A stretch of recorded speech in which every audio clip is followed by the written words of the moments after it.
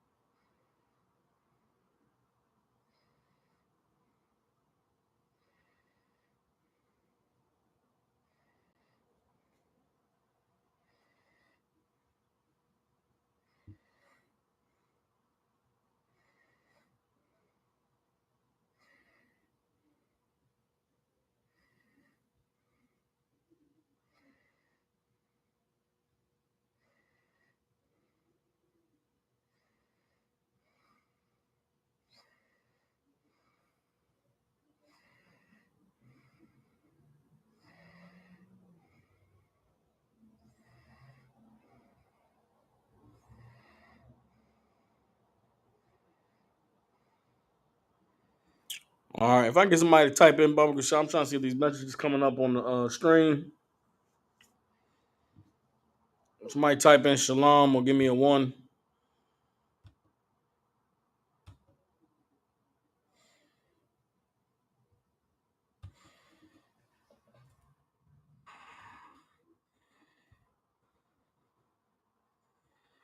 Okay. Okay. Should be good then.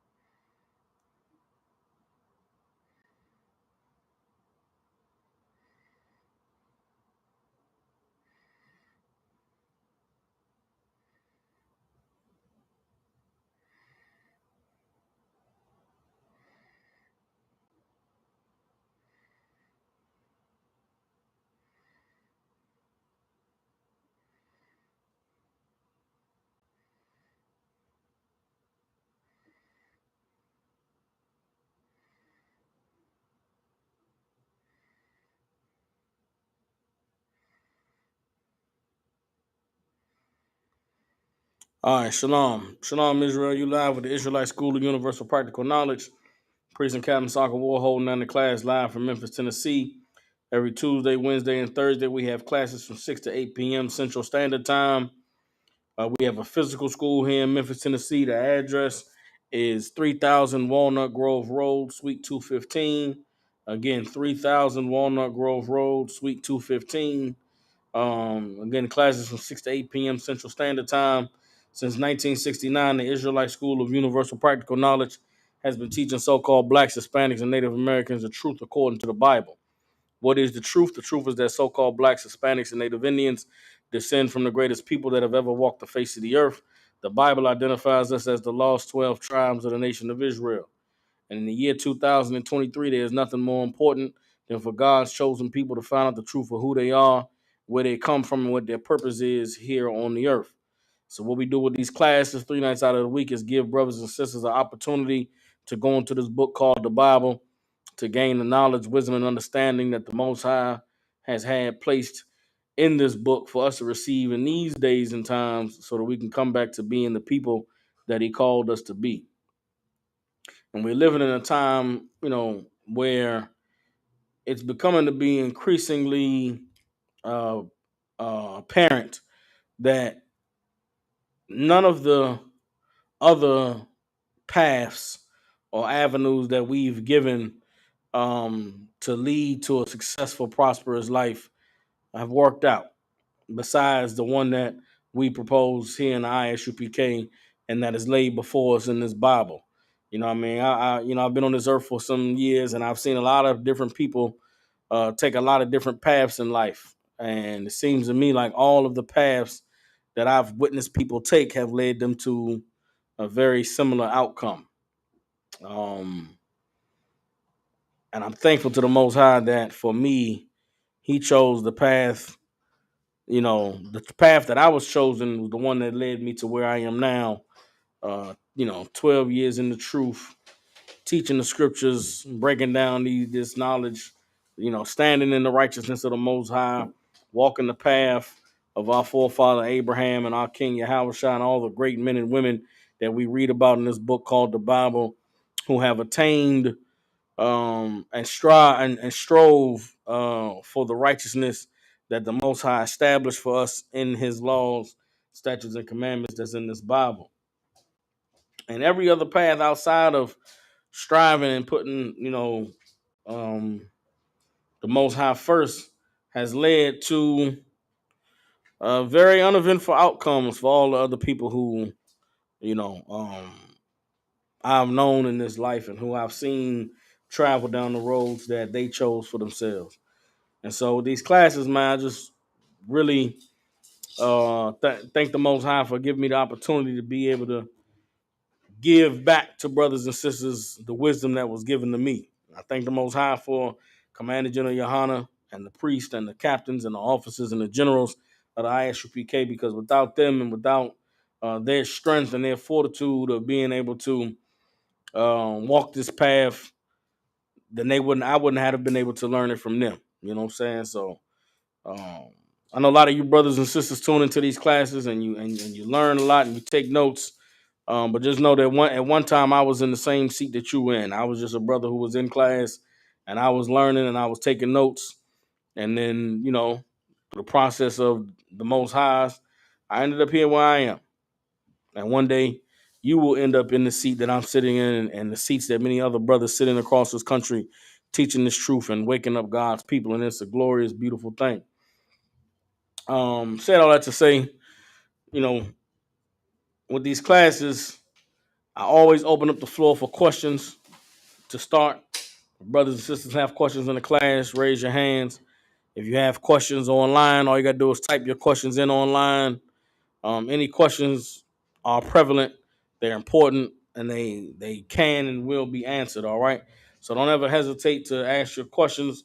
Don't ever hesitate to be able to get the answers that you need, all right? Um, Having said that, we got a topic for tonight's class. The topic of tonight's class is the idle mind is the devil's workshop. This is a class that I started to try to teach on last week, but we had some technical difficulties.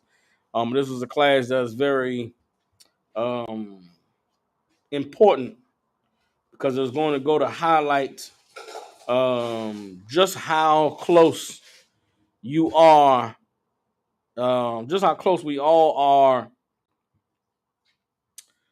to the Most High and to Satan. You understand? This is something that was, this phrase, an idle mind is the devil's workshop, is something that was taught to me at a very, very young age. I grew up in a somewhat big family, but I was an only child. And in my youth, I spent a lot of time just me and my mother. And there's a lot of time that I spent being me, just me and my mother. My mother worked a lot, and there was a lot of time that I used to just be by myself doing my own thing. And I remember I used to talk to myself when I was younger a lot of the times. And my mother would catch me talking to myself. She would always ask me, "Who are you talking to?" And I thought that was just a ridiculous question because I'm not talking to nobody. I'm just talking to myself, just talking out loud. And she used to always tell me, you better be careful.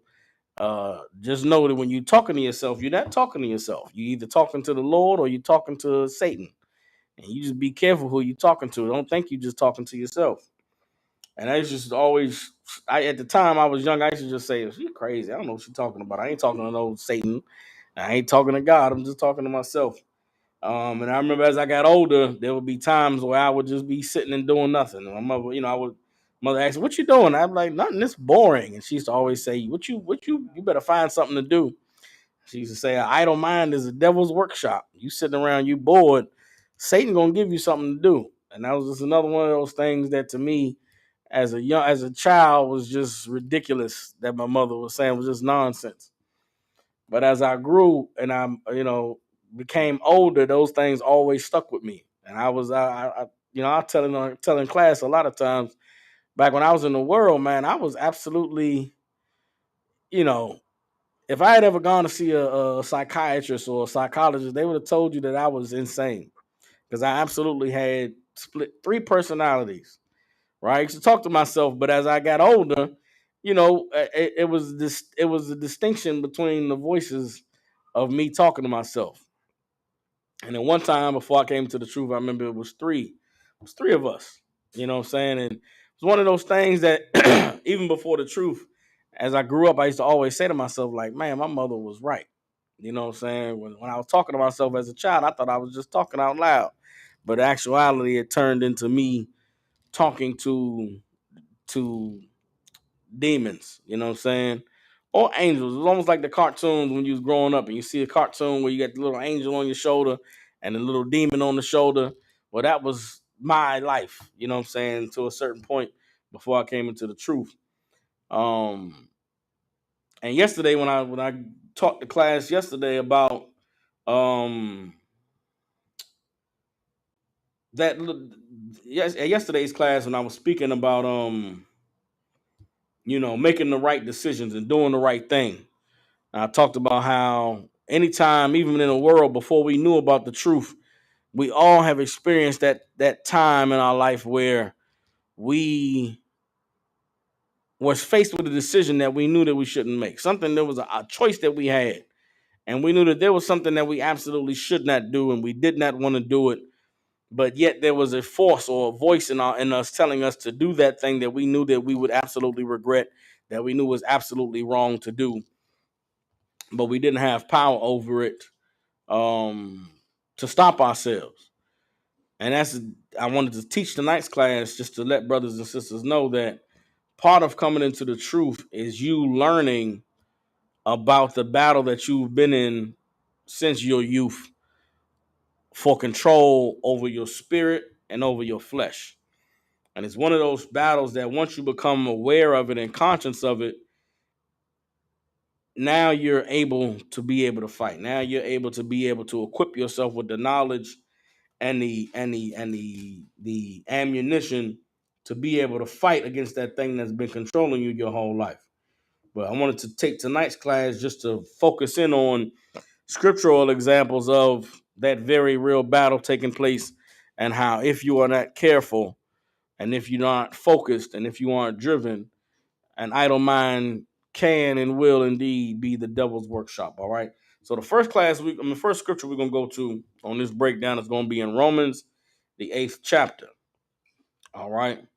And here in Romans, the 8th chapter, we're gonna see Paul describing the battle that he became aware of in his flesh once he learned about the laws of the Most High. All right. So let me see something.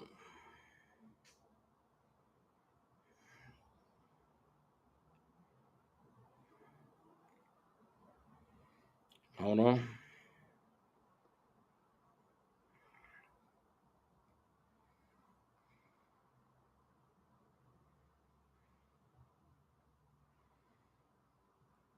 It may not be. It might be Romans chapter 7. Hold up.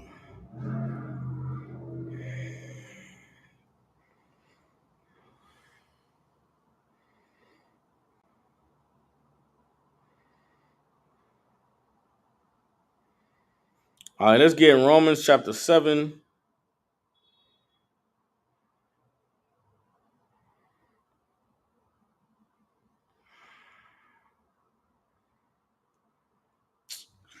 I want to read this whole thing. Get Romans chapter 7.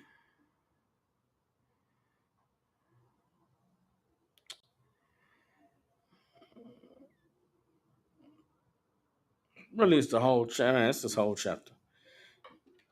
Ooh. All right, for right now, we're going to go just Romans chapter 7, and we're going to go verse 14. Then we're going to jump around to some other scriptures, but we eventually going to come back to Romans, the 7th chapter, and end up reading the parts that we're skipping over right now. All right, but let's start with Romans chapter 7 and verse 14. All right, again, the topic of tonight's class is An idle mind is the devil's workshop.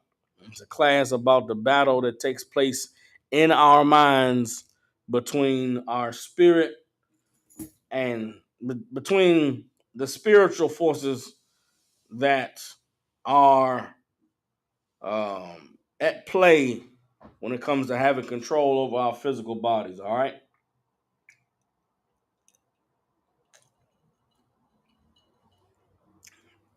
As Romans chapter 7, verse 14 says, "For we know that the law is spiritual, but I am carnal, sold under sin."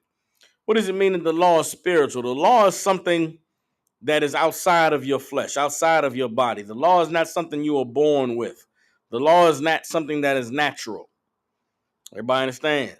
What's natural? What's natural is the things that come instinctual to you.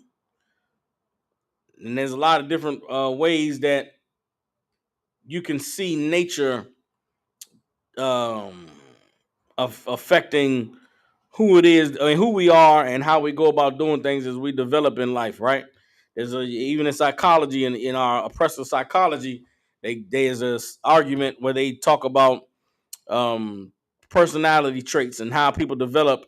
Is it nature versus nurture? Meaning, where some of these things that we embrace and we embody in who we are, is it just natural that we end up this way, or are these things um, something that we've learned and that we were taught?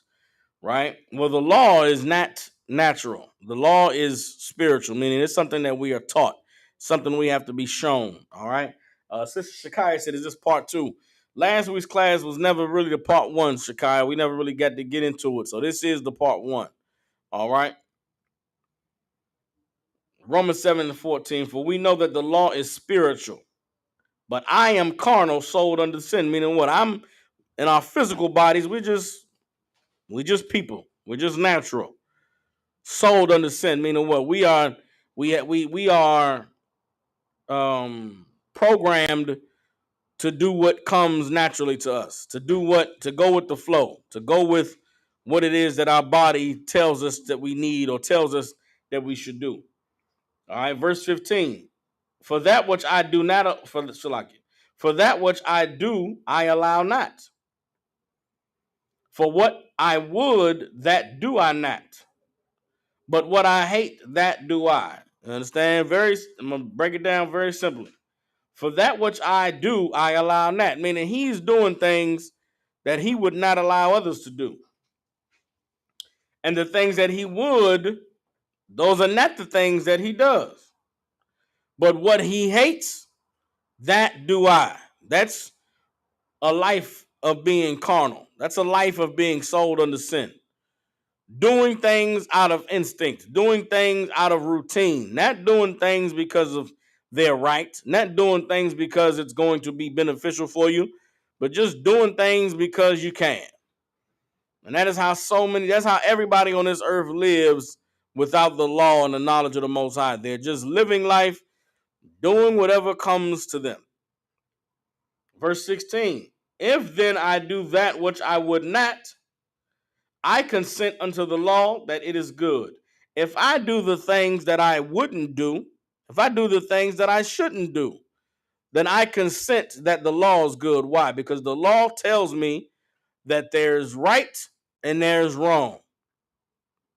If I'm doing the things that I know I shouldn't do, then the law is right. Because the law is giving me the rules. The law is establishing consequences for doing the wrong thing. Without the law, I'm just doing whatever I'm doing. So many I meet so many brothers out here, in 2023, man, just the whole dating and sex and meeting women, it's completely upside down and backwards and inside out and just reversed from what it ever was, God ever intended it to be, what it was supposed to be, even what was natural at one point. Everything is completely upside down and inside out. And because brothers and sisters are void of the truth and void of the laws of the Most High, there are a lot of things that they do uncontrollably. Just do them out of instinct. So many brothers who are out here having sex with women, and you ask them, why would you deal with her knowing, her situation and what she got going on. I don't know. Why would you have sex with her unprotected, knowing that she had an STD, or knowing that there's a chance you could get her pregnant, and knowing that there's a chance that she was trying to trap you? I don't even know, man. Shit, why not? And that is just a very carnal way to live, and it's not it's not a responsible way to live. It's not a righteous way to live. It's not a masculine way to live. It's just a very base existence. People out here that's getting high and smoking weed and popping pills and getting hooked on drugs. You ask them why. Why you get high every day? Why do you got to smoke before you go to sleep? I don't know, man. Just I don't be sleeping good if I don't smoke, if I don't get high. And because they're void of understanding that there is a fight going on inside of them, they are always on the losing end, being controlled by the thing that's in their flesh that is on purpose driving them to go against God. Everybody understands? So verse 16 again, Romans 7:16. If then I do that which I would not, I consent unto the law that it is good. Verse 17. Now then, it is no more I that do it, but sin that dwells in me. It's not me in control anymore. I'm not the one responsible for my actions. Even though I am responsible, I don't have any control. I'm getting high. I'm having sex with whoever. I'm part of the gang. I'm robbing. I'm stealing. I'm shooting. I'm trying to get money, even though I don't want to. Even though I don't want to live this life. Even though don't want to be a part of this culture, I don't have any control. I don't have any power, because it is sin that dwells in me that is driving me. Verse 18, for I know that in me, that is in my flesh, dwells no good thing. For to will is present with me, but how to perform that which is good, I find not. You understand? What does it mean for to will is present with me? The mindset, the knowing of right and wrong. I know I shouldn't do it. I know that doing it is absolutely horrible and is going to result in damage and people getting hurt. But I don't have the power to stop it. I don't know how to not do this evil thing. I don't know how to not do this thing that I know is going to cause destruction and harm and depression and sadness and violence. Everybody understands? Verse 19, for the good that I would, I do not. But the evil which I would not, that I do. Now, if I do that I would not, it is no more I that do it, but sin that dwells in me. Everybody understands? This was Paul breaking down the internal struggle that all of us go through in life. It is the battle between good and evil, between right and wrong, between moral and immoral, and it is taking place inside of all of us. And even from those very early days as a child, when I used to be talking to myself, I did not know, but my mother knew that when you're talking to yourself, it's either the Most High or it's Satan. And at such a young age, not knowing any better, I laughed it off and shrugged it off and thought, oh man, my mother be saying some crazy stuff. But as I became a man, I grew to understand everything that Paul just laid out here in Romans, the 7th chapter.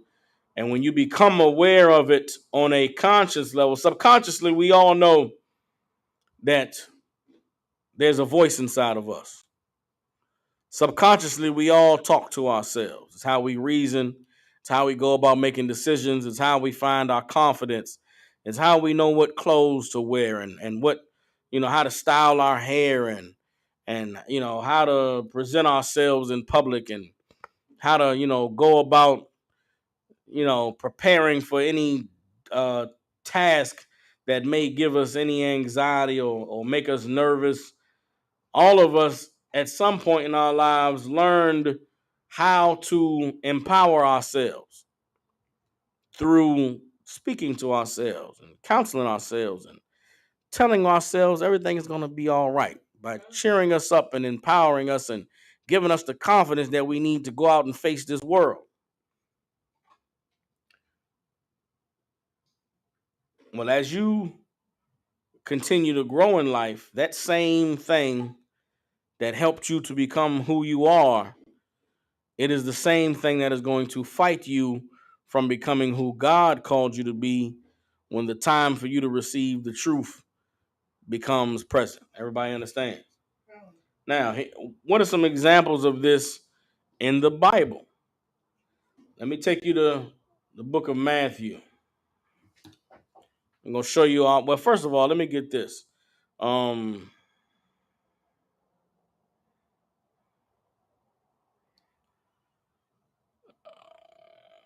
Let's get 1 Corinthians chapter 10, verse 13.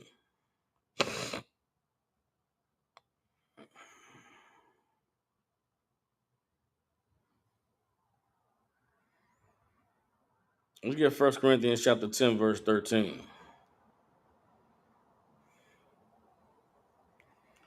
All right, 1 Corinthians chapter 10, verse 13 says, there has no temptation taken you, but such as is common to man. But God is faithful, who will not suffer you to be tempted above that ye are able, but will with the temptation also make a way to escape, that ye may be able to bear it. Everybody understands that? Nothing that you go through in life or that you suffer is not uncommon to man. Meaning what? All the things I struggle with, you're going to struggle with them too. All the temptations that I have, you're going to have them too. And if not you and me comparing to one another, there's always somebody who can relate to your struggle. There's always somebody who's going through or been through what you're going through. And that is how you can find the strength and the perseverance to be able to overcome whatever it is that you are struggling against. Everybody understands? Brothers and sisters out there who struggle with schizophrenia or bipolar disorder or multiple personalities disorder, or if you just struggle with anxiety, quieting your mind and not being so nervous all the time and being afraid of every goddamn thing, you are not by yourself or unique in what it is that you are struggling with.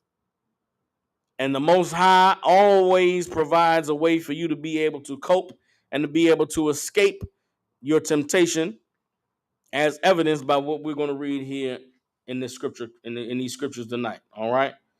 So let me go to Matthew. I believe it's Matthew, the 4th chapter. We're going to start in verse 1. All right. Bear with me, get a little sip of my drink.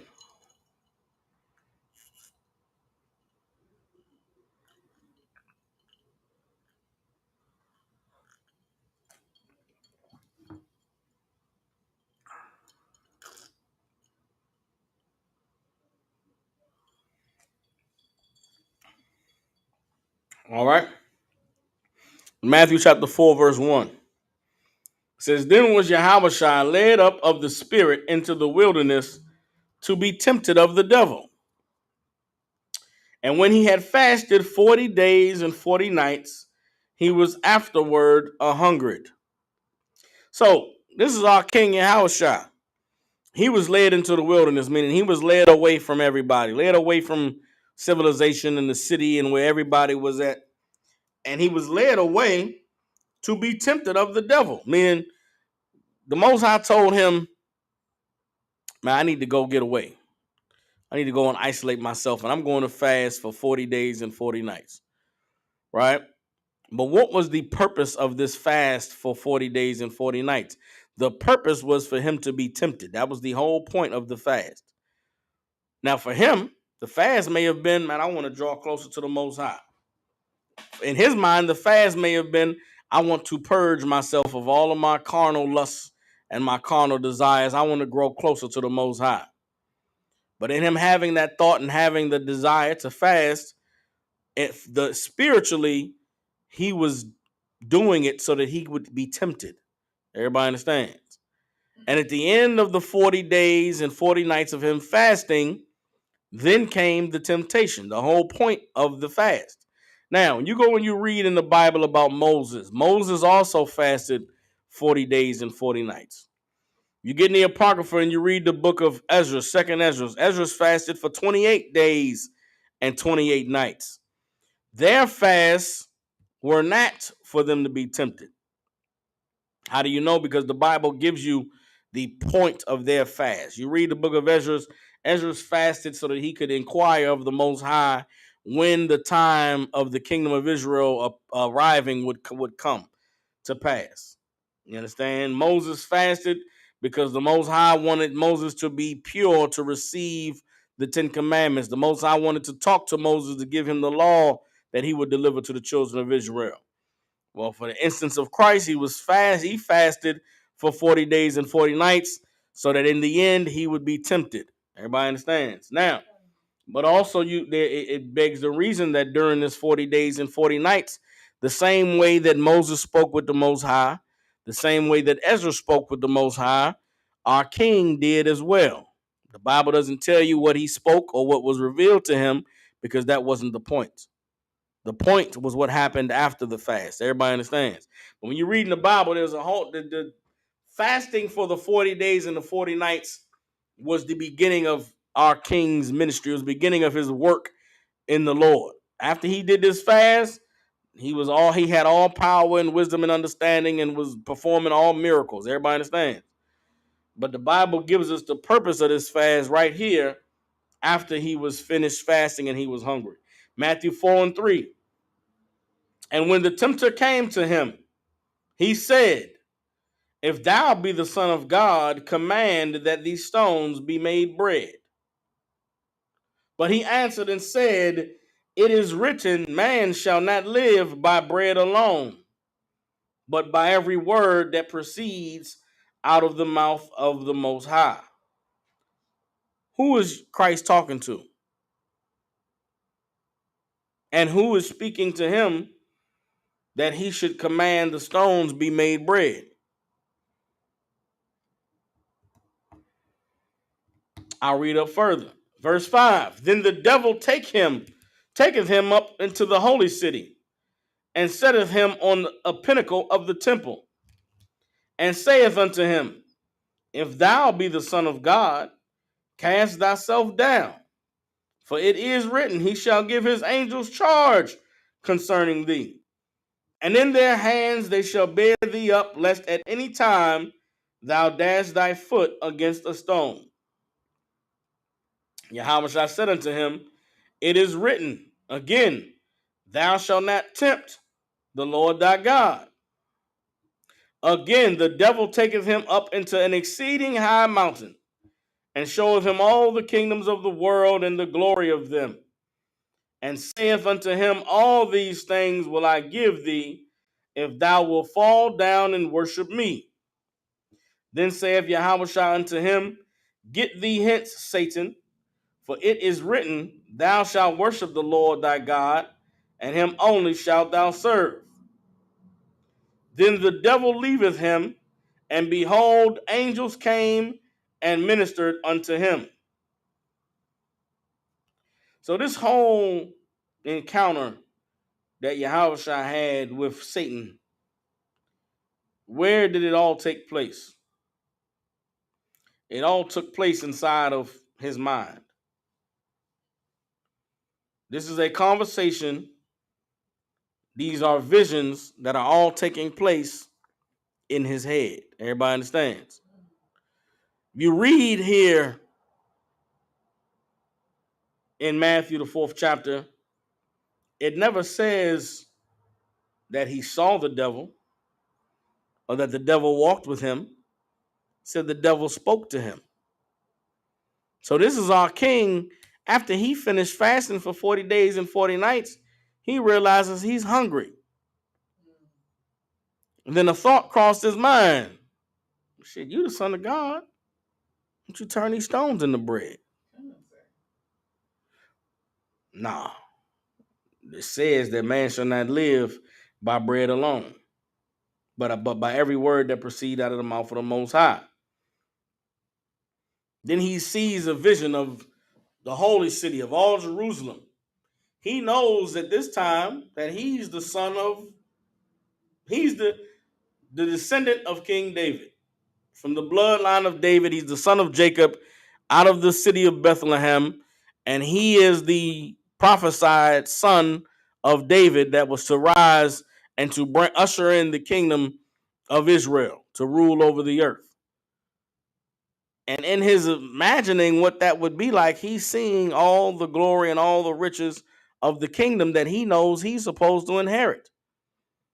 And then a voice tells him, you could jump off the top of the temple and wouldn't nothing happen to you. The scripture says that he would give his angels charge concerning you, that your foot would not dash stones. And he had to remind himself, but the scripture says not to tempt the Most High. What would it have been for him to jump off the top of the temple? It would have been committing suicide. The voices in his head was telling him, you ain't gonna die. You'll fly. Go ahead and jump off the top of the temple. Ain't nothing gonna happen to you. And he had to remember, scripture says not to tempt the Most High. How dare I try the Most High that way? You understand? Then the last thing was him being shown all the exceeding high mountain and all the kingdoms of the world and all the glory. Something that he knows he is meant to inherit. Something that he knows is rightfully his to claim. If only he will fall down and worship Satan. What does it mean to fall down and worship Satan? To give in to his flesh, to give in to that desire to want to have power and to want to rule and to want for himself to be worshipped. And he said, no, get behind me, Satan. You understand? And when he stood strong and refused the thoughts that were in his mind, then he felt comfort. Then he felt strength. Then he felt, man, I can really do this. Everybody understands. But this all took place inside of the mind of Christ when he finished fasting. All right. Let's drop that. Let me get hold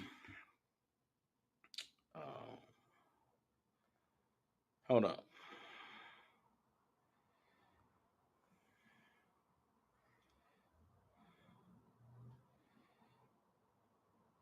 Hold up. Let's get Jude, the 9th chapter.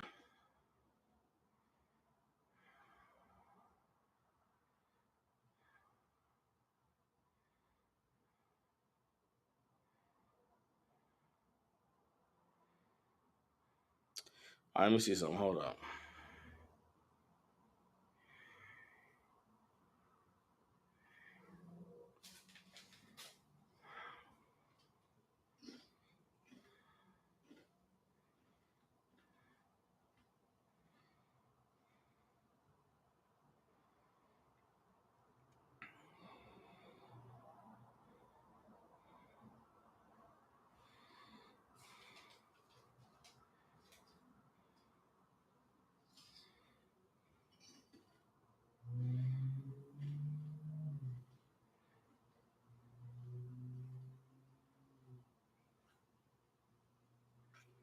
All right, hold up.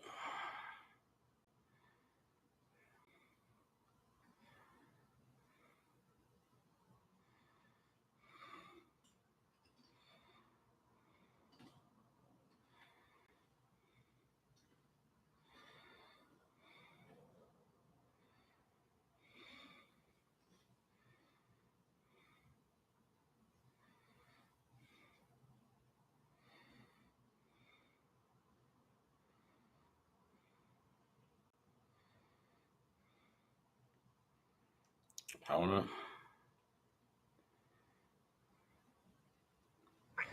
All right, let's drop that. Let me get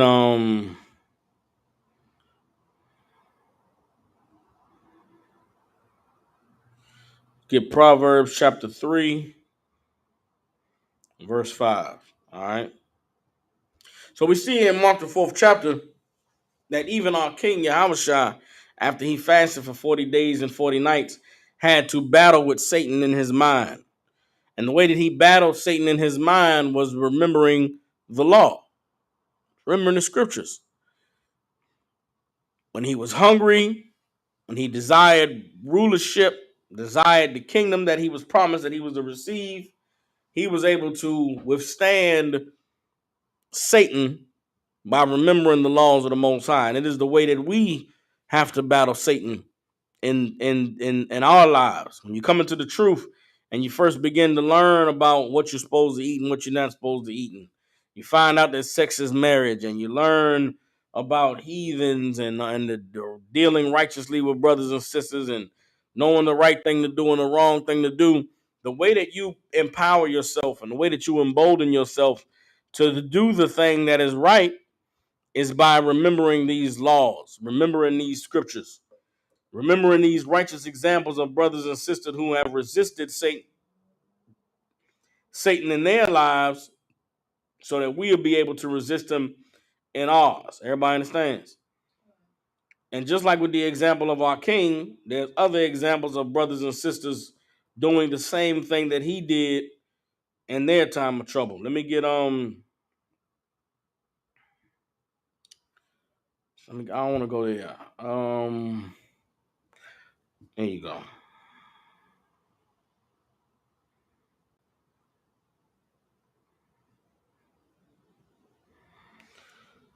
See something.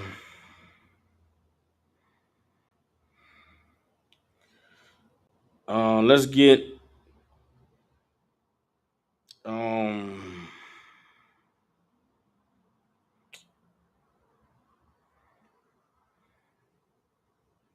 we read Ezekiel 18:25 yesterday. Here we go. It's Isaiah 55 and 8. Let's get Isaiah chapter 55, verse 8. All right. Let's get it's Isaiah 55 and 6. We're gonna go to.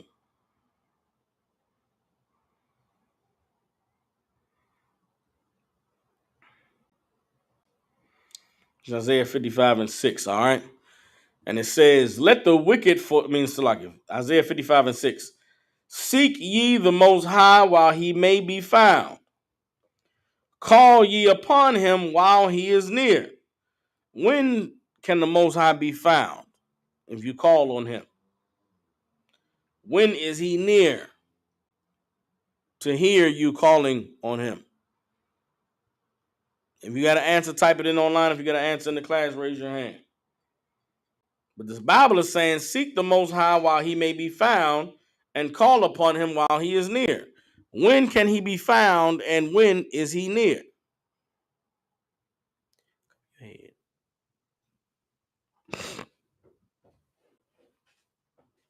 All right, for time's sake, I'm going to give it to you. When you are not sinning, you understand? While you are battling, while you are fighting temptation, that is the time to call on the Most High. That is the time for you to seek him. Everybody understands? When we talking here about praying and calling to get counsel and picking up the phone, that is what we are talking about. You understand? There was a time, now for many of us coming into the truth. All right, I remember for me, before I came into the truth, I used to talk to God all the time. I used to pray. I used to talk to me. A lot of the times that I was talking to myself, I thought I was talking to God. I would just talk to God. I wouldn't just, necessarily pray. I only talk to him when I prayed at night. I would talk to God all the time in my thoughts and making decisions and, praying that he would be with me, especially when I was younger and in the streets and I was in an environment where, my friends were dying and getting into beefs and fights in the streets and getting stabbed and all types of things that I encountered in my youth. And for a lot of that time, I would always just be talking to God. Always just be, Lord, be with me, man. Watch over me. Don't let me, just talking to God. When I came into the truth, man, I remember when I came to the truth and I started to learn about the Bible and I started to learn about the true nature of the Most High. And I used to read scriptures like the prayer of the he that turneth away his ear from hearing the law, even his prayer is an abomination. It at first changed my thoughts about talking to God, changed how I went about praying. And I'm gonna be honest with y'all, my first few years in the truth, I did not know how to pray. It's hard for me to talk to God. It was hard for me to get on my knees and pray because it felt like everything I had been doing my whole life was not the right way to do it. And so it made it hard for me after that to do it. But I eventually got to a place of understanding and realizing that he's there regardless. Whether I'm praying, talking to him, or thinking it in my mind, the Lord is there. He knows what I'm dealing with. He knows what I'm up against, and he knows what I need. So that knowing that made it easier for me to begin to again pray and talk to the Lord. But I remember for years, man, when I first came to the truth, it messed me up because the way I used to pray, I couldn't do it anymore. I grew up one of them, households, Christian households, where we had to, now I lay me down to sleep prayer, or, before I ate my food, you would say grace. But man, I came to the truth. All of that was goofy to me. It was like, that ain't how you talk to God. But then I didn't know, outside of saying the prayers at the end of class, how do you pray? How do you talk to God? But here in Isaiah 55:6, when it talks about seeking the Lord while he may be found and calling upon him while he is near, it is absolutely speaking of you calling out to the Lord before you sin, calling out to the Lord in your moment of weakness before you get to the point of defeat. You understand? Picking up that phone to get counsel. You should call before you do the thing that you know you aren't supposed to do. Hey, you can call afterwards as well to help repent and to cleanse your spirit and to say, I did wrong. I confess your faults, like the Bible says, confess your sins one to another. You do something wrong, you should confess it. Everybody understands. Not like in the Catholic Church, but if you do something wrong to a brother or sister, you offend somebody, you should let them know. If you do something to offend the school, to offend the brotherhood, to offend the reputation of the men and the women who have given their lives to serve the Most High, then you should confess. Everybody understand? Isaiah 55:7. Let the wicked forsake his way, and the unrighteous man his thoughts. Everybody understand? Let the wicked forsake his way, and the unrighteous man his thoughts. Your thoughts is what causes you to sin. Your thoughts is what causes you to be in error. Your thoughts is the place where you are given the ideas that, yeah, man, I'm going to go ahead and sleep with this man's woman. I'm going to go, it's just a little bit of weed. I'm just going to get a little bit I'm going to get a little high. You understand? Or it's just a little scam. It's just a little bit off the top. Ain't nobody going to be worried. Ain't nobody going to miss this money. Whatever that thing is that you are doing that you know you should not do, it starts as an idea and a thought in your mind. And when it comes to you serving the Lord, the wicked must forsake their thoughts and let him return unto the Most High. And he will have mercy upon him and to our power, for he will abundantly pardon. Everybody understands?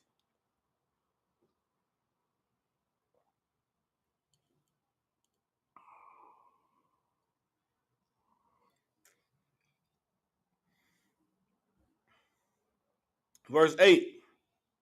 For my thoughts are not your thoughts, neither are your ways my ways, saith the Most High. Everybody understands? Our thoughts are not the Most High's thoughts. Why? Because a lot of our thoughts are evil. A lot of our thoughts are on sin. Are on, what would it be like if I did this? Or what would it be like if I did that? I ain't never tried this before. I bet that would be nice. A lot of the time, that is Satan. A lot of the time, that is your flesh trying to convince you of something that you know is wrong and evil. I can remember when I was, like I said, I was raised a good kid. I remember having thoughts of, doing like my friends was doing and hustling, selling a little bit of crack. It looks so easy. They just out there selling crack all day. All you got to do is go in the alley and wait for you see the crackhead at the corner. You do like this. Then he go in the alley. You go in the alley. Then you hand him a little bit of crack. He hands you a little bit of money. You look around. You put the money in your pocket. You the crackhead go the other way. Then you circle the block and come through the alley and you back on the porch. And the crackhead back going the other way up the corner. That looked hella easy. And I remember sitting with my friends for hours where they repeated that same goofy process with a bunch of goofy different crackheads. And at the end of the day, they had wads of cash and money to go buy bottles and get high and do things. And I can remember knowing it was wrong and knowing it was bad and thinking to myself, I'm smarter than these niggas. I did way better in school. Surely I could do this thing and then meet them in the alley and look around and get the cash and circle the block. Surely it won't be a hassle. I took my green ass. I went and jumped. I jumped off the porch, is what we called it. Got me a little 10-pack. I just knew I was gonna be selling some drugs. Got locked up. First day on the job, trying to fit in with my hustling friends. Got caught with crack in my pocket.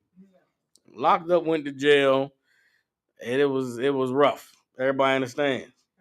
But I remember the thoughts beforehand. All of that was Satan. See, look how easy it is. He ain't even no big deal. He ain't got nothing to worry about. In my neighborhood, there'll be no police around, and it's crackheads everywhere. It's crackheads a couple doors down, crackhead across the street. They wouldn't even have to come up here to get their crack no more. They could just get it from me. And I ain't never gonna do nothing to worry about. A day into being, I get locked up. Because the whole time it was Satan playing me. Everybody understands? Isaiah 55:8. For my thoughts are not your thoughts, neither are your ways my ways, saith the Lord. The Most High's thoughts are not our thoughts. You come into the truth, man, and you begin to fight your flesh and you begin to overcome it. Your thoughts are no longer. I remember I used to think about Friday. So I could go to the club. Oh man, all the hoes gonna be out there, man. I get to throw on my flies outfit, get the car wash. It's gonna be popping this Friday. Then I remember coming into the truth, and Friday took on a whole nother meaning. I couldn't wait till Friday so we could go out there and tell the white man he was the devil. I can go out there with my garment and my boots shined, and I got this speaking lined up, man. It's gonna be amazing. And guess what? My thoughts at that time, my thoughts were not my thoughts anymore. They were now the Most High's thoughts. And my ways were no longer my ways. They were now the Most High's ways. And coming into the truth and realizing that there was a whole nother way to think about life and another way to look forward to things that I had looked forward to in the world was amazing. Everybody understands? Verse 9, for as the heavens are higher than the earth, so are my ways higher than your ways, and my thoughts than your thoughts. Today, being in the truth, I think about the deliverance of my people from the hands of their oppressor. I don't think about, having enough money to go buy me this pair of shoes anymore. I don't think about having enough money to go and, do I got enough money to just do simple, goofy things anymore? Now my thoughts are, do I have the money to pay the school's rent? Do I have the money to get this painting that I want to hang up in the school? Do I have enough money to be able to get this new computer so we can start doing the classes in 4K? Your thoughts, hell, I told y'all the other day in class, as soon as this weather get warm here in Memphis, man, we're going to do a full blitz on Memphis, Tennessee, getting the truth out here. Now my thoughts are on these things, man. And it's completely different than what they were in the world. I watched the other day, I had a conversation with Yagawap earlier today. And we was talking about Yagawap was telling me how he had watched the Grammys. And he was like, man, it's been so long since I seen any award shows. It was crazy. But he's like, I turned it on. And man, watching it was like, I ain't missed nothing. It's all these years, and it's the same goofy stuff. You know what I'm saying? And for me, the other day last night I watched as LeBron James broke the NBA scoring record, right? It was a whole ceremony and a whole big deal, and they celebrated the whole thing. And as I watched the whole ceremony and celebration for LeBron James breaking the record, even for me, I've been a sports fan my whole life. I watched basketball and stuff like that. I watched it and it was like, okay, it was a crowning achievement, man. Dang, finally he did it, man. He broke the scoring record. He's the GOAT, right? But at the same time, I couldn't be happy for him because while he's celebrating breaking this scoring record, I watched he's celebrating breaking his scoring record. There's brothers and sisters who are dying across this country from drug overdoses. Brothers who locked behind prison walls and ain't going to get to see, freedom for 25 to life. You know what I'm saying? The news is talking about, I watched last night, They did the State of the Union address. Joe Biden did the State of the Union address, and they paraded Tyree Nichols' mother and father up there in the Capitol building, like, you know, um, we're going to get justice for your son and for all the fallen, dead, unarmed black men that are killed by police every year. And it's like, in this country, black people live so compartmentalized that at the same time, while they're celebrating LeBron James and they're celebrating Kendrick Lamar for the Grammys, there's also Tyree Nichols' parents who are still crying tears of sadness because their son was jumped and murdered by the police and it was caught on body camera.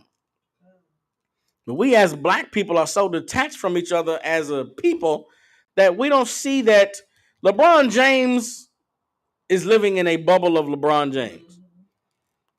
Kendrick Lamar is living in the bubble of Kendrick Lamar. Or if you're in the music industry, you're living in the bubble of the Grammys. But being a priest and being a priest and a prophet of the Lord, I'm living in a world where all of that is in the same space. All of that is happening to the same people. Tyree Nichols and LeBron James are not separate. You know what I'm saying? Kendrick Lamar, and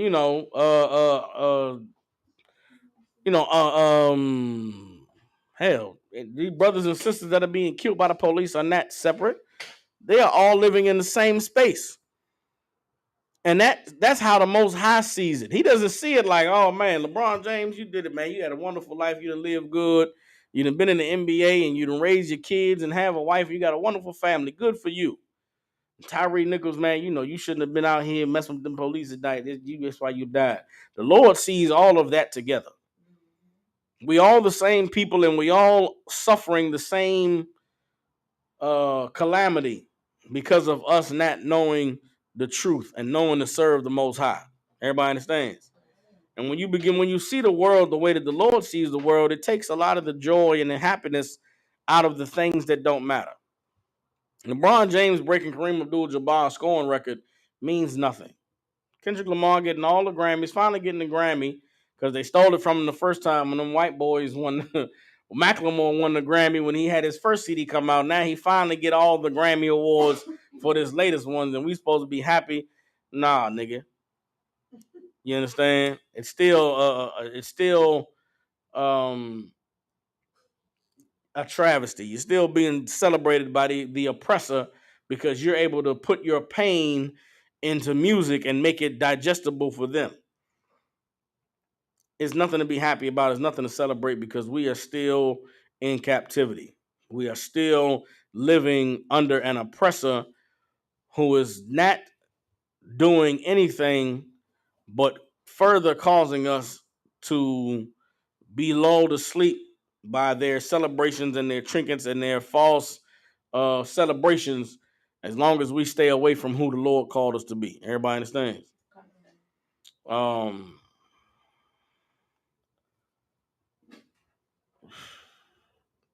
let's drop that on Isaiah chapter 55. All right, it's Isaiah chapter 55, verse 6 through 9 is what I just read. All right, let's drop that. Let me get our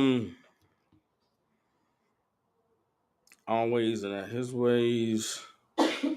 Um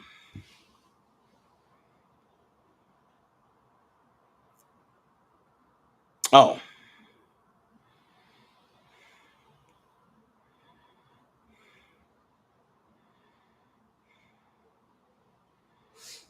Let's get Proverbs chapter 3, verse 5.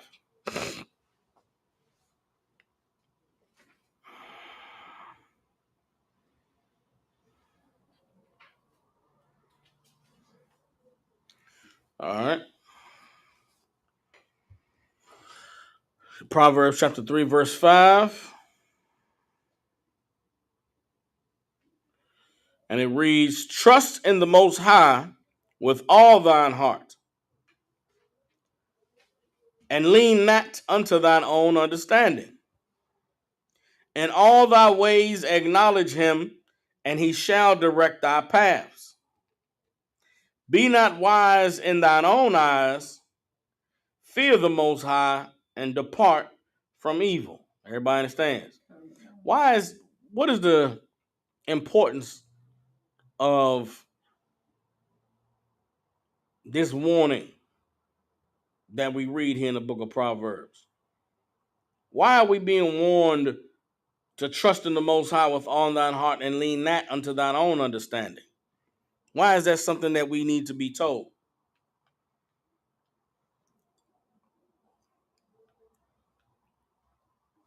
Sis.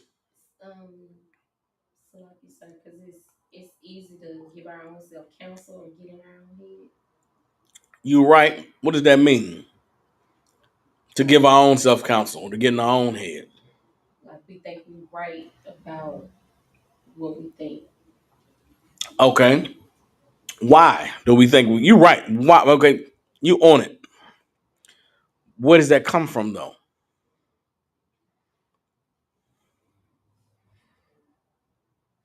What makes you think that you're right? What makes a person think that they know what they're doing?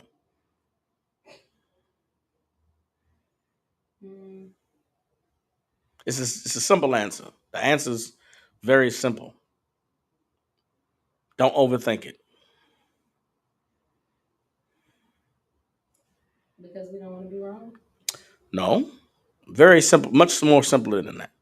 What makes you think you're right? If I asked you who told you was right, what you gonna say? Me, nigga. Me. Because you're listening to yourself. You listening to yourself. There's someone in your head talking. You understand? That's why you think you're right. Because you said, yeah, I'll be all right. You're not gonna be all right. You understand? Lean not to your own understanding. Why? Because you think you know. You think you have some understanding. How can a how can a man who's never been a husband know that he's choosing the right woman for a wife? Nigga, you don't know. You never had a wife before. You never been a husband. You know why you think you know you could pick her as a wife? Because you can get her. You think that because you can get her, she gonna be a good wife. Why? Because because she want me. That's not how you pick a wife, brother. That doesn't mean she's gonna be a good wife. Everybody understands. Sister, what make you think that what make you think he's the man you should have sex with? Because I like him, man. I'm here with him now. Sister, you don't know what you're doing. That is not the man that you should be with. You should ask somebody to help you to find a man or to pick a woman because you don't know what you're doing. Of course, you're going to say you know because you're the one who wants it. So you'll tell yourself anything to be able to have what you want. You should not lean on your own understanding. Everybody understands? In all thy ways acknowledge him, and he shall direct thy paths. How do you acknowledge the Most High in all your ways?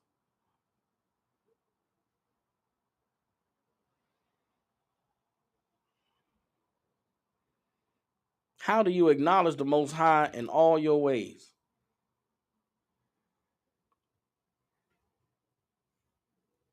Sis. Would that be like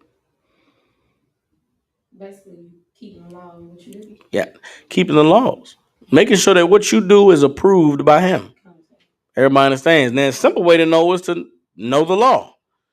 Another way to know is to get approval from someone who's an authority on his law. Everybody understands. That is where counseling comes into play. That is where going to the priest comes into play. Everybody understands. And the Bible is very keen on seeking counsel and getting permission and having someone of wisdom and understanding to guide you. Everybody understands. And not leaning to your own understanding. All right. Verse 7, be not wise in thine own eyes, fear the Lord and depart from evil. If you are wise in your own eyes, guess what you will do? You will sin. If you listen to yourself, you will end up sinning. All the time, you'll end up sinning. Even when you think you're not sinning, you'll end up sinning. Everybody understands? You should not be wise in your own eyes. You should seek the counsel of the Lord. Everybody understands? Or seeking the counsel of the Lord or making sure that your actions are in line with the Most High. Everybody understands? All right, let's drop that. Let me get on.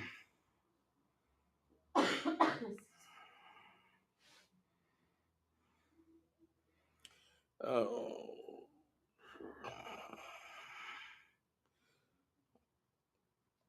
Let me get Proverbs chapter 19, verse 21.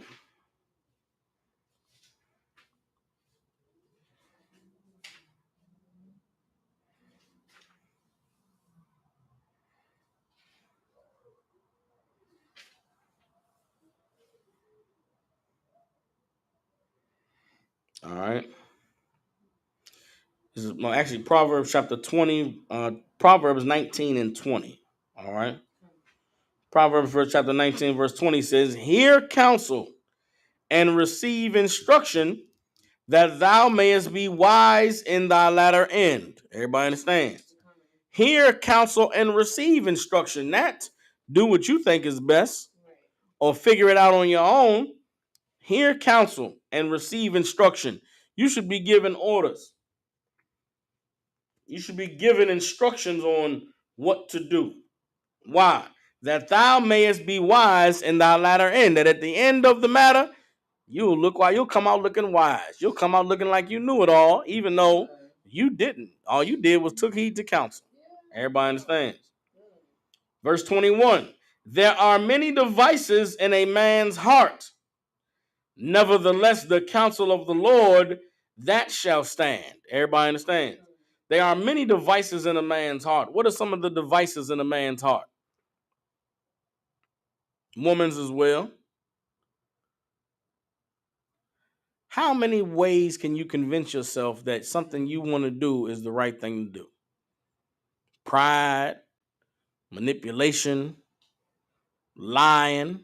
You'll lie to yourself about anything. You understand? Man, listen. Man, it's an opportunity of a lifetime.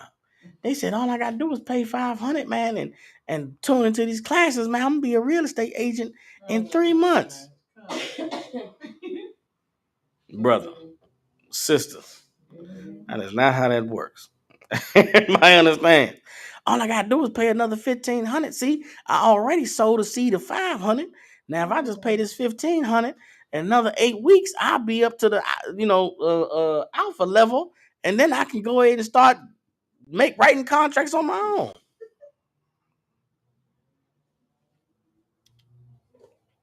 There are many devices in a man's heart. Everybody understands. Nevertheless, the counsel of the Lord, that shall stand. Meaning what? The counsel of the Lord is final. When you go to get counsel, you get told black and white. Listen, this is the situation. Okay, all right. Do this. Now, you ain't got to do it. You do what you want to do. But just know that if you do it this way, this is how it's going to turn out. If you don't do it this way, Lord be with you. Lord be with you because you're going to need it. Because he's already with you if you do it this way. I don't have to say Lord be with you. The Lord is with you if you take heed to this counsel. If you don't take heed to this counsel, Lord be with you. Everybody understands. And that's the black and white of it. Everybody understands. Hold on. Let's drop that. Let me get hold on.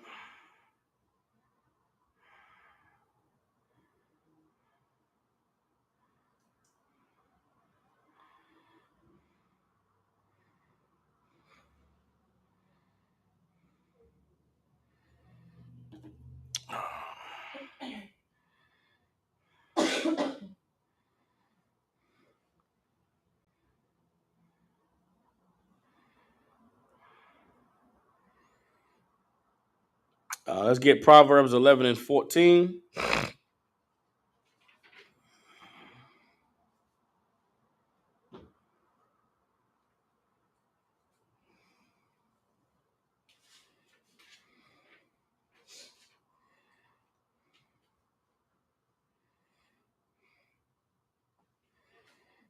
All right. Proverbs 11 and 14 says, Where no counsel is, the people fall. But in the multitude of counselors, there is safety. Everybody understands? Where there's no counsel, the people fall. Why? Because they don't know what the hell they're doing. But in the multitude of counselors, there is safety. Why?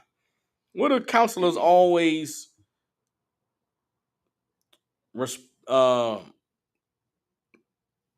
What are counselors always on the hook for? Okay, I'm gonna say that. What is the duty of a counselor? Does anybody know? That causes the people to be in safety.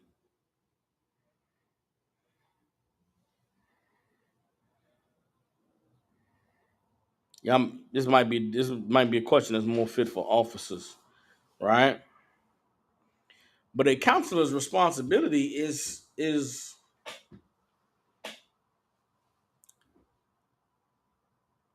to measure the outcome. Everybody understands. A counselor would never give you counsel that they aren't prepared to take the brunt of the outcome. Mm. You understand what I'm saying? Okay, That's why counseling. That's why being a counselor is it's the profession. It's a profession the Lord chooses a man for. Everybody understands okay. because a counselor doesn't counsel based off of what they think or what they want.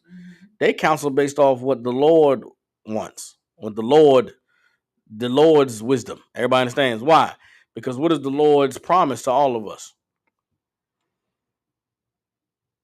That he would never leave us or forsake us, that we would never face any temptation that we can't get out of, that he would never put more on us than we could bear. Everybody understand that, right? Well, that's a counselor's responsibility to make sure that this counsel that I'm giving this brother, this sister, is something that they absolutely going to be able to handle. That they can it's the right thing so that they won't end up in a situation they can't get out of. So they won't be in a position that's too burdensome for them. Everybody understands. Anytime you're giving counsel, it's the safe, righteous, surefire thing. Everybody understands. You'll never be given counsel that says, well, it could go this way or it could go that way. I don't know. That's not counsel. Everybody understands. The Lord is sure. Don't do that. Because if you do that, you're going to be in hell. And here's why. This is going to be this, it's going to be that, it's going to be this. You shouldn't do it. Why? Because if you don't do it, then you ain't got nothing to worry about. The time ain't right. You ain't prepared. It's too many scenarios that could go wrong. Don't do it. Everybody understands. And that is the Lord. What is the opposite of that? The opposite of what you think. What you think, surely, what do we all think about situations? We always think of the best case scenario. It's gonna be wonderful. It's gonna be amazing. I'm gonna invest this $500 now, and in 2 months, I'm gonna be selling five. I'm gonna be making $30,000 selling real estate, brother. You need that 500 to pay your rent. You should go pay your rent, brother, and continue to work that job that's paying you that little bit of money till you can find you a better job. But do not take that 500 that's for your rent and go invest in some real estate class that it's not going to. You're not going to make five figures in 2 months. It's not going to happen. Everybody understands. I know she seems like she's right. I know she's saying all the good things, but she has three children by three different brothers, and she doesn't have custody of any of those children. It's because she's not fit to be a mother or a wife.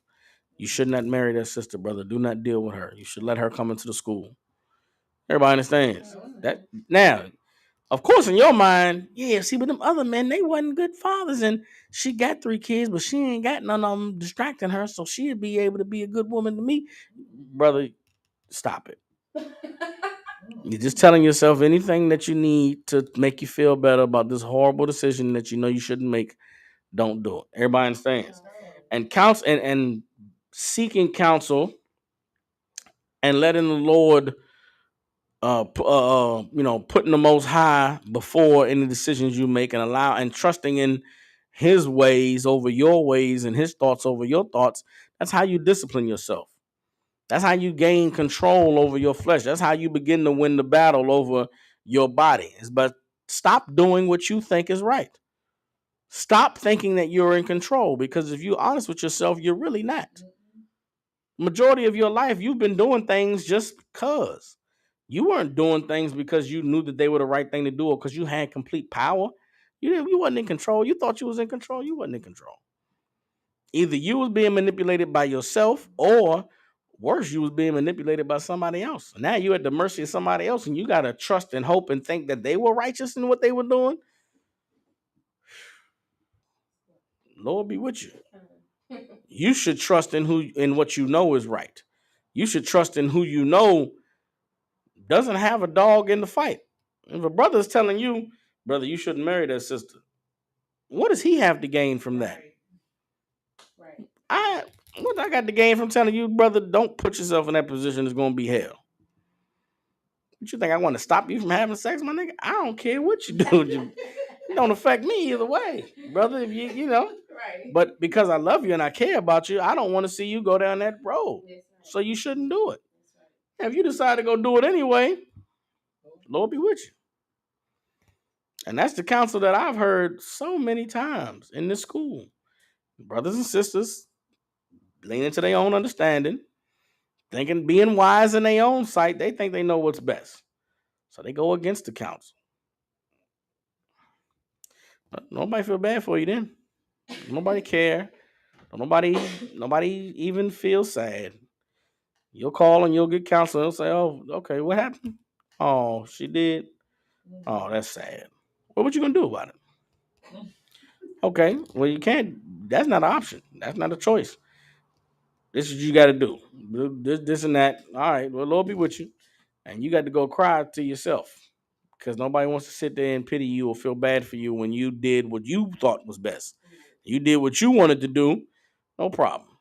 All right. Now the Lord got to deal with you. Everybody understands. It's Proverbs chapter 15, verse 22. It says, without counsel, purposes are disappointed. Without counsel, purposes are disappointed. But in the multitude of counselors, they are established. What does that mean? Without counsel, purposes are disappointed. What does that mean?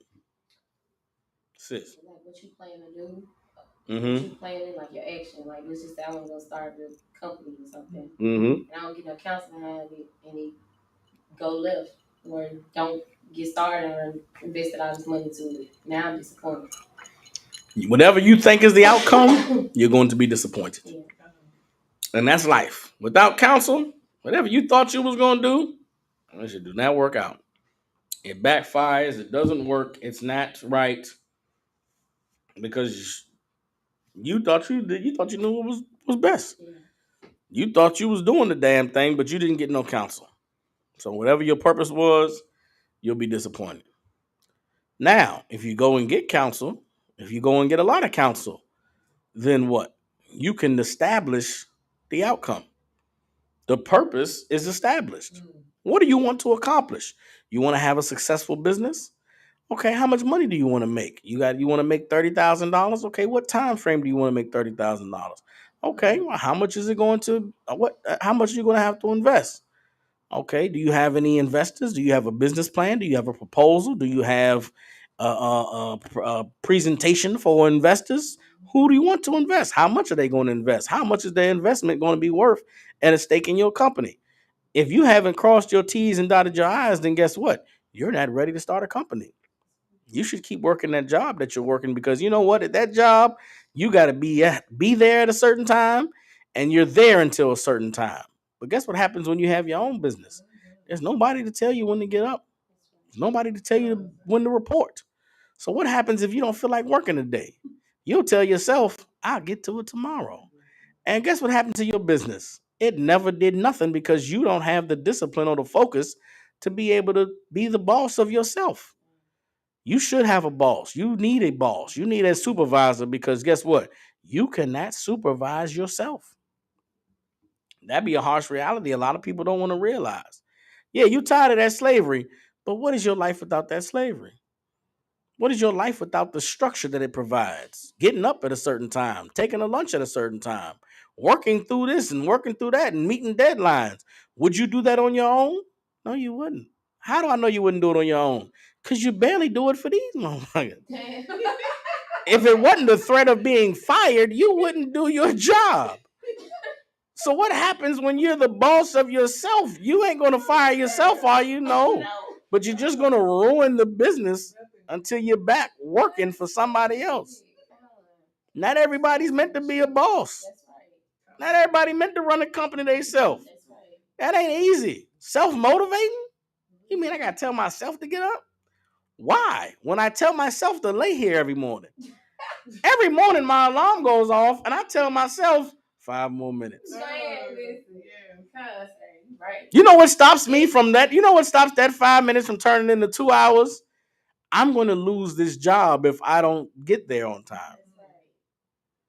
Even then, I'm not there on time. I'm there 5 minutes late, praying the boss is not an asshole today. Praying maybe his wife had some sex with him last night, and he's just feeling good today because he could flip on me. And guess what? I have to take it. I'm showing up 5 minutes late knowing he going to give me that look. And I got to just put my head down and shake my head. And guess what? I hate that look. I hate that feeling. But guess what I'm going to do tomorrow? Be 5 minutes late. I'm gonna get up no because I can't help myself. No. I can't help myself. So guess what? I ain't fit to be my own boss. That's heavy. You understand? Before you go to don't sound Christ. Before you go to want to be an entrepreneur and have your own business, you should get counsel. That's right. Everybody understand? And here's why we don't go get counsel in a lot of situations. Because we know counsel is going to tell us the thing that we don't want to hear. So what do we do rather than go get counsel? We'll tell ourselves. We're going to do it. It's going to be all right. We can do it. I can do it, man. They hate me to be talking about. I got this. No, you don't. You ain't got nothing. Come on with it. Now, is it, I don't want to say wise. Okay. I'm really trying to ask this. If you, so let's just say, if you don't get counsel and you know they're going to tell you. Mm-hmm. I'm trying to figure out how to ask this now without it being a statement instead of a question. So is it, if you know you're going to go against counsel, is it better not to ask anyway? No. Okay. It's better to ask for counsel. Okay. Because there may be wisdom that the counsel offers that you were not privy to. Okay. You understand what I'm saying? You might say, I'm going to do this anyway. I don't care what they say. I know what I'm going to do. But then you might go get counsel, and then there may be some information that you didn't know. So let's say, for instance, you wanted to buy a house. And you say, man, I went through all the processes of buying this house. I went and got approved, and I got my credit right, and it's a house that I like, and I'm going to buy this house. I don't care what the counsel tell me. I'm buying this house. And then you go get counsel, and then the counsel is shown to you, well, sis, we're in a recession right now. And the inflation rates is high, which means the interest rates are high. So if you go and you buy a house right now, of course, they're trying to get you to buy the house because it's the absolute worst time to buy a house. And if you buy this house now, there's a reason why you can afford it on the money you make and on your low credit score, because really they're trying to get you into a bad loan. So then in 5 years, when the economy recovers and you stuck with this high interest rate, now you in an upside down mortgage and you're absolutely in a horrible position 5 years from now than what you are in now. You should not buy this house because the white man is the devil the Bible speaks of, and he's absolutely playing on your desire to want to own something so you can go to all your friends and family and say, see, I bought me a house. Don't do it. It's the worst absolute time to buy a house. Do not put yourself in this trick bag, please, for your sake and for everybody who you love. I know you've been working hard, but now is not the time to buy a house. It's the absolute worst time to buy a house. Don't do it. Well, now you're armed with some information you weren't armed with before. Because guess what? You're not going to find that on the internet and on any of the real estate channels because all the real estate YouTube people are trying to convince you that now is the time to buy. Buy. Because why? They're looking for dummies. Because they know that nobody who really knows what's going on with the real estate and with the economy is going to buy a house. So they're looking for desperate people who are looking to buy a house to say, look, I own my own property. They're looking for them to dupe into doing something absolutely ridiculous. And that's why you're being told by everybody, yeah, it's a good idea. Good girl. Yeah, girl, buy you a house. Man, you ain't doing it up. You're doing it big. Don't do it. I know you want to do it. Now is not the time for it. That's what you'll get seeking counsel. And you may know that the counsel gonna tell me don't buy this house. I'm gonna buy it anyway. You should still get the counsel. Everybody understands? All right. No sweat, no sweat. And also,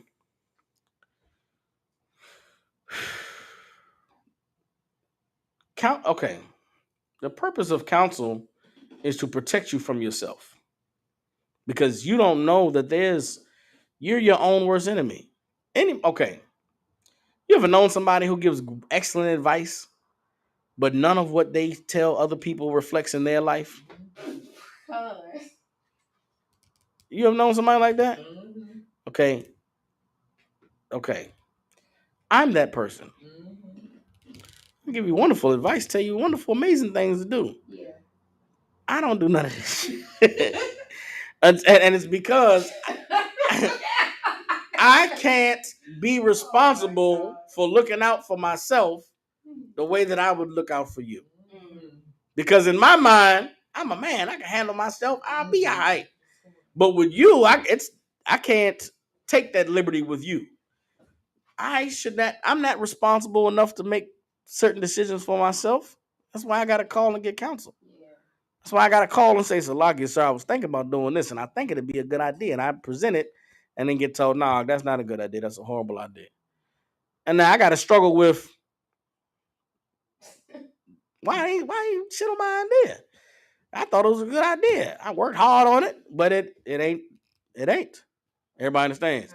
And I say, I think it's a good idea anyway, and I want to go do it anyway. Well, I'm doing it leaning in my own understanding. I'm doing it because, hell, they said it wasn't a good idea. I'm gonna prove them it was. I'm gonna prove to them it was a good idea. I'm gonna prove them wrong. Sometimes you may want to take on that battle in life. Maybe some things that's worth it for you to take on that battle. But that's on you. That's your business. That ain't the Lord. That ain't the counsel of the Lord. Everybody understands. So there may be some things in life that you say, I understand the counsel, I understand what you're saying, but I'm going to go on and do it anyway. No sweat. Just know that it's on you. Just know you can't blame nobody. Don't come crying later. It's what you decided to do. And that the fear of, I'm going to regret this later, may just be enough to stop you from trusting yourself and thinking that you know it all. Everybody understands. There may be some things in life where you know that you got to do it. You got to do it. No matter what someone told you, no matter what the council said, you're going to go do it anyway. If it ain't unlawful, if it ain't unrighteous, the Lord be with you. Everybody understand? All right. So we drop that. Let me get the Bible talks about idle mind, right?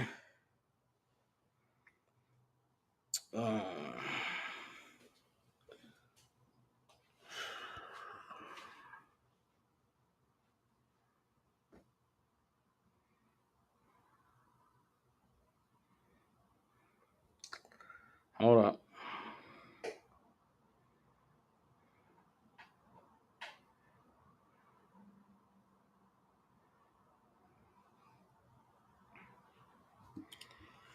Let me get Proverbs 31. Proverbs 31 and 27. This is talking about a woman. Right? We all know Proverbs 31 is the scripture concerning a virtuous woman and a woman that's far above rubies, right? Here's what the Bible says about a woman who is precious and priceless and rare to find. This is Proverbs 31 and 27 says, she looketh well to the ways of her household and eateth not the bread of idleness. Everybody understands? Brother, you want to find you a woman that understands that there's always something to do. Always looking for something to improve or make better or get done. Yeah, even if it's just cleaning around the house, straightening up, whatever the case may be. A very bad sign in a woman is a woman who's bored. You understand? I remember growing up, I know this from my mother, just because I used to say to her, I'm bored. She was like, you better find something to do. You ain't got no time to be bored. What you mean you bored? You need something to do? I give you something to do. You got a woman that's bored. then you have a woman who's not about her business. Because how can you be bored when there's garments that need to be sewn, there's hair that need to be braided, there's, toilets that need to be cleaned, cookies that need to be baked, dinner that need to be made, exercises that need to be done. How can you be bored? That means you aren't busy being busy. Now, as a man, you got a woman who's bored, give her something to do. That's some women only know how to communicate in the ways that they have been taught to communicate. So, brothers, a woman saying, I'm bored, is really her saying, give me something to do. Tell me to do something. You don't tell me, you don't give me enough stuff to do. So I'm sitting around here being bored. You brothers out there got a woman that like to go through your phone, she's bored. You ain't giving her something to do. You got a woman that's, asking you what you doing. That's because you ain't giving her something to do. She got too much time on her hands to be sitting around thinking about what the hell you got going on. And if you want her to stop thinking about what you got going on, then she need to be focused on what she got going on. She ain't doing nothing. That's why she's asking you what you doing. Don't ask me what I'm doing. Is you doing what I told you to do? All right. Don't ask me what I'm doing then. I'll tell you what I'm doing when you finish what I told you to do. If she ain't got nothing to do, then she asking you, what you doing? Where you at? When you gonna come see? If you don't like that, brother, you better give her something to do. Everybody understands. But a woman who's about her business, guess what? She always finds something to do. She coming to you with ideas. Baby, guess what I thought? Guess what I got? You know what? I'm a cook making plates and cooking biscuits and brownies and sewing head wraps. She gonna find something to do to get some money. That's the kind of woman you want. That's the Proverbs 31 woman. Everybody understands. That's a woman who is virtuous. She's about her business, about getting some money, about finding the field and investing it and bringing the money back and saying, look at what I made. That's the kind of woman you want. Everybody understands. All right. Let's drop that. Let me get um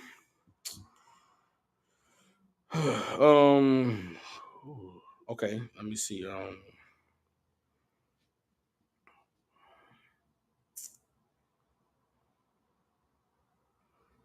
Hmm. Let's go back to Romans the seventh chapter and close the class out with this.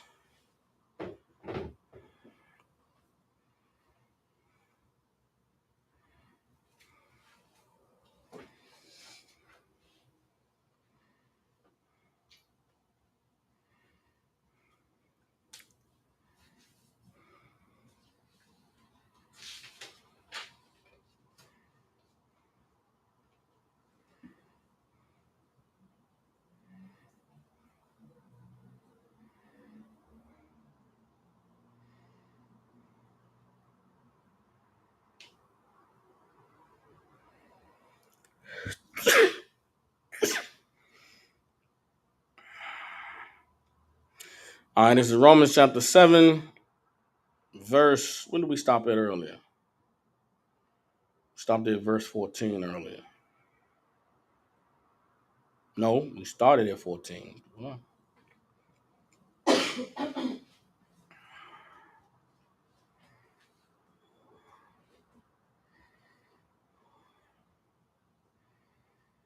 Okay, we stopped at verse 20. This is Romans chapter 7, verse 21. It says, I find then a law that when I would do good, evil is present with me. For I delight in the law of God after the inward man. But I see another law in my members, warring against the law of my mind and bringing me into captivity to the law of sin, which is in my members. What does that mean? Somebody break it down for me. Romans chapter 7, verse 22. For I delight in the law of God after the inward man. What does that mean? For I delight in the law of God after the inward man. Kapadaza. Um, he he he loves God's law. He want to follow it. Like his, I guess the inner man is that the spirit. Is that spirit? The inward man is the spirit. But what is The inward man is the spirit. But how does he, how do, okay, where is the inward man?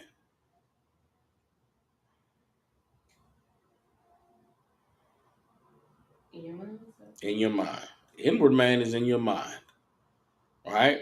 Paul is saying, I delight in the law of God after the inward man. Deep down inside and in my mind, it makes me feel so good to think about doing what God said. I feel good thinking about doing the right thing. I feel so good knowing that I know what is right. I know the path to choose to serve God, and I delight after it, right? But I see another law in my members warring against the law of my mind and bringing me into captivity to the law of sin, which is in my members. What is that talking about?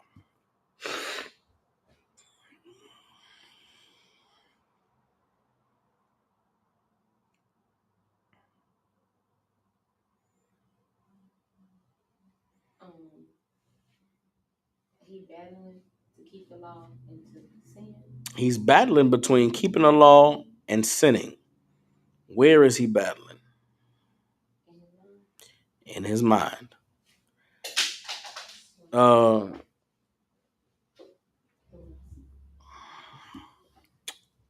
sis, My question is, what does he mean by in the members? Like, what does that mean? his members is his body. His members is his hands, his feet, his mouth, his penis. You understand? His mind, Shawabah, is delighting after the inward man, thinking about doing the right thing and knowing what's the right thing to do makes him feel good. But warring against that is another law in his members, which is after the law of sin, telling him to do the opposite of what he knows is going to make him feel good, telling him to do the opposite of what he knows is right. Where is that taking place? Also in his mind. It's, I know that I should not deal with a whore. Whore is a deep ditch. All the scriptures of whores is horrible and whores are evil. Damn, she look good though. Man, she thick. Look at that smile. Look at them lips. But she's a hoe. You got to fight. There's something inside of you that is giving you all the reasons why you should still do it, even though you know it's the wrong thing to do. Imagine someone who's a drug addict. Man, I want to be clean. I want to be sober. I want to stay, in my right mind. Right. Man, but it's been a long week. I'll only be high for a few hours, man. I just gotta get high. And you fighting in your mind over doing what you know is the right thing to do. But your body is fiending for it. Your body is craving it, needs it, wants it. Some people get the shakes and get different types of physical manifestations of Satan. Everybody understands. You got to fight it. You got to go against it. Oftentimes, we aren't able to fight it ourselves. So, guess what you got to do? You got to call out to the Lord. You got to trust in the Lord. You got to pick up that phone call. You got to seek counsel and seek help, seek assistance. Everybody understands. Because there's some things that you're not going to be able to fight on your own. You're not going to be able to battle it by yourself. So why would you continue to try? Everybody understands. Verse 24. Oh, wretched man that I am, who shall deliver me from the body of this death? Why is it the body? Why is he saying, who shall deliver me from the body of this death?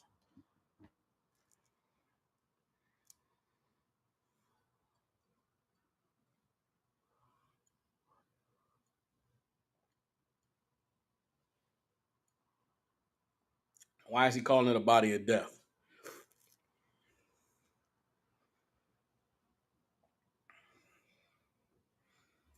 For time's sake. Because the thing his body is trying to do is going to kill him. The things his body wants to do is going to result in his death. So it is absolutely the a body of death that is trying to get him to break the laws of God. Everybody understands? That is what is inside of all of us. There's something inside of all of us that desperately wants to sin against God. And you have arrived at a place of strength in the Lord when you are able to resist that thing. Everybody understands? And understand that there are always next there's always a next level that you can get to. You stop smoking weed, you stop eating pork and shrimp and crabs, most high in Christ. That's a beautiful thing. You conquered that demon. But then now there's a demon that causes you to overeat. The demon that stops you from working out. That's another one you got to conquer. You got to fight. Yeah, you stopped you stopped being, stop being a hoe, stop having sex with random men. But now you go and you keep, you know, uh, you know, wanting to go get a BBL. You want to go get you put different color eyeballs in and different color hair and wear long goofy nails. You've gotten rid of the whore, but you still want all the attention that the whore used to get. Now you got to fight yourself to stop seeking that attention. Like there's always a next level of fighting that you're gonna have to elevate to in order to really get control of your body. And our king was the example of conquering all the various levels that you have to go through in order to be perfect and to be righteous. You know what I'm saying? Even till the days of his death, our king was constantly praying and fighting and pleading with the Lord for strength to be able to overcome his body until the day until he died. Everybody understands. Even when he hung up there on the cross, he asked why the Lord forsook him. Everybody understands. That was part of him battling in his flesh. Everybody understands. So you got to stay focused. You got to stay driven. You got to stay keen to what our purpose is in the truth and in these times serving the Lord, because there's always something that's inside of you, Shalaki, that is going to be fighting, trying to get you to go against your purpose. Everybody understands? And if you aren't busy fighting against it, then you will be busy losing that battle. Everybody understands?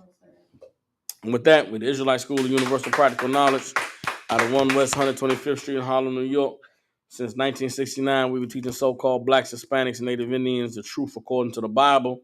What is the truth? The truth is that so-called blacks, Hispanics, and Native Indians descend from the greatest people that have ever walked the face of the earth. The Bible identifies us as the lost 12 tribes of the nation of Israel. In the year 2023, there is nothing more.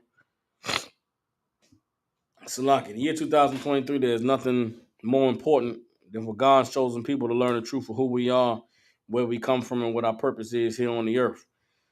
So that's what these classes, 3 nights out of the week, Tuesday, Wednesday, and Thursday from 6 to 8, give brothers and sisters an opportunity to go into this book called the Bible, to gain the wisdom, knowledge, and understanding that the Most High is placing therein for us to be able to become the people that He called us to be. All right. We have a physical school here in Memphis, Tennessee. The address is 3000 Walnut Grove Road, Suite 215. 3000 Walnut Grove Road, Suite 215. The call-in number to the Memphis school is 901 249 0085. 901 249 0085. With that, we'll be live here tomorrow for class from 6 to 8. I'll see y'all then. Shalom.